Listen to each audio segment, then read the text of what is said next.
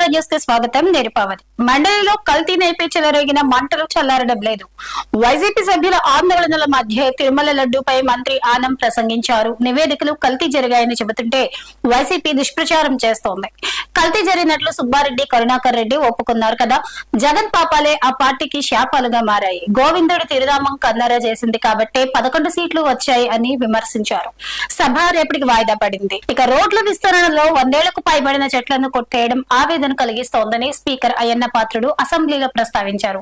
దీనిపై deputy CM Pawan స్పందించారు. అలాంటి చెట్లను తిరిగి నాటేలా పాలసీ రూపొందిస్తామన్నారు.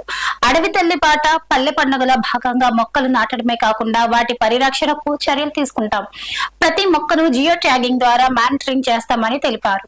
మంత్రి ఎమ్మెల్యేలకు తప్పిన ప్రమాదం. కృష్ణా జిల్లా గన్నవరం ఎయిర్పోర్ట్ లో ఇండిగో ఫ్లైట్ ఎమర్జెన్సీగా ల్యాండ్ అయింది. హైదరాబాద్ కు వెళ్లాల్సిన విమానం టేకాఫ్ అవుతుండగా ఇంజన్ లో సాంకేతిక లోపాన్ని పైలట్ గుర్తించి వెంటనే నిలిపేశారు.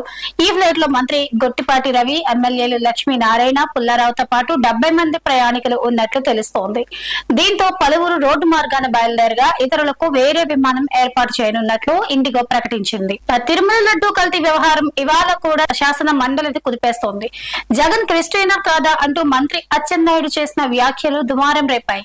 నిన్న కూడా సభలో తాను ప్రశ్నించానని 24 గంటలు గడిచిన జగన్ ఎందుకు స్పందించడం లేదని ప్రశ్నించారు. అచ్చెన్న కామెంట్స్ ను వ్యతిరేకిస్తూ వైసీపీ సభ్యులు నినాదాలతో ఆందోళనకు దిగారు.